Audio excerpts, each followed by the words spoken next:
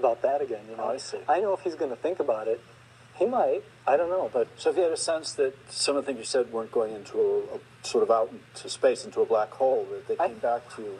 I think that when it calls for a lot of reflection, that Alan is overwhelmed, and I don't think maybe he really does think about it. I think that means what he's really saying is, I need some space now. This is getting a little uncomfortable. And I don't think he's really going to think about it. I see. And so you feel it may get dropped at that point? Yeah. It's certainly a concern. Well, I don't know of it ever to be brought up again. I see. You know, one philosophy is if it's not broke right now, we won't fix it. The other is it doesn't have to be broke to improve things.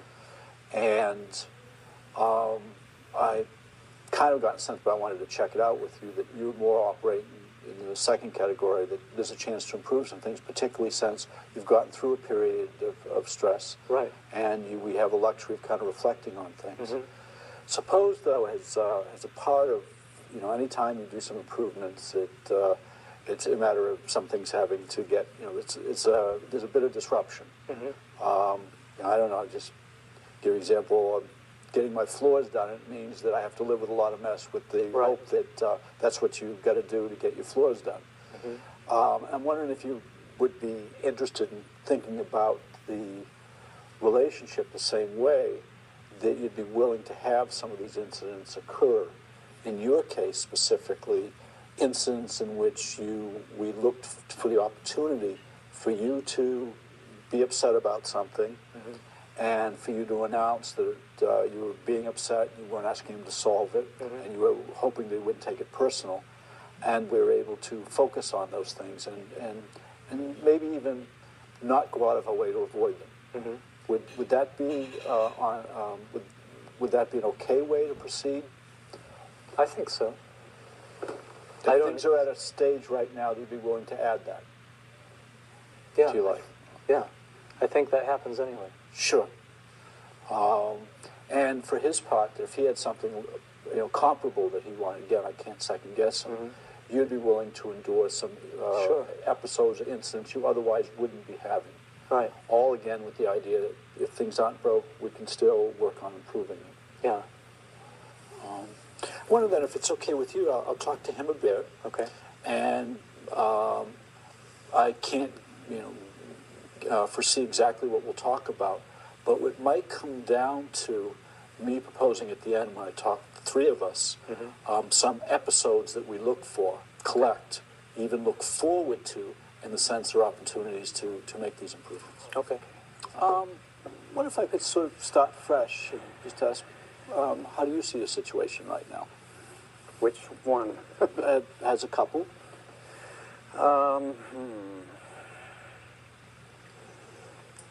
I think overall we're in pretty good shape. We've been through a lot, and we've gotten through it. I think we've just, we're kind of settling in, I think, really.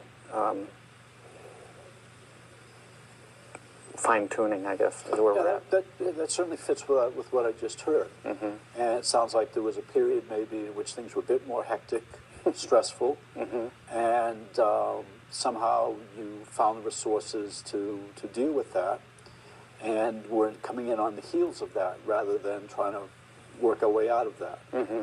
And, you know, one thought is if it's no longer broke, don't fix it. Not even clear it was broke, but it sounds like it was stressful.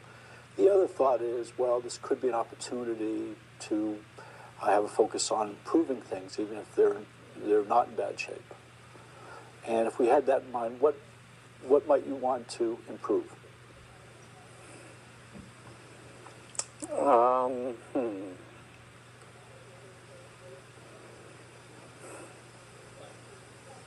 don't know, hard questions. Sure.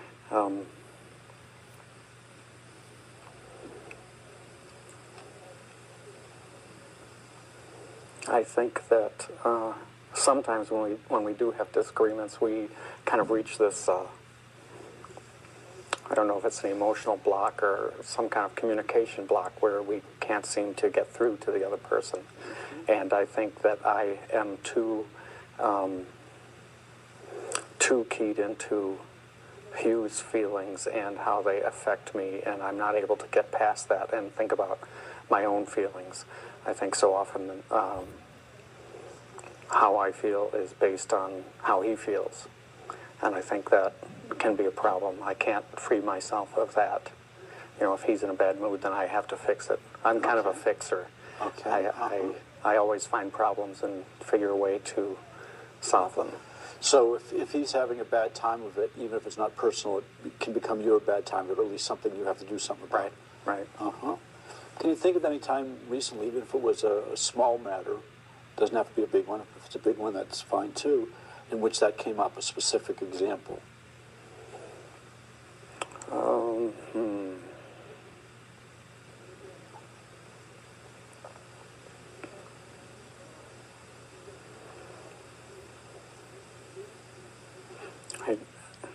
Can you think maybe a recent time where he was a bit moody, Yeah, out of sorts? he's pretty moody pretty often. So we wouldn't have to wait a long specific. time for that to happen. Yeah, no, nothing really specific. You know, he just might get bent out of shape because I don't know, he got a spot on his shirt or something. That's not a good example, but you know, I feel like I have to fix it, and I feel overburdened, and then I think sometimes I get resentful because then I end up doing more than maybe I think I should. But I don't seem to be able to control that. Now, one solution, even if an unrealistic one, would be that he never got upset again. We probably can't count on that one. I'd like that though. Certainly, you'd like him to manage it a bit more.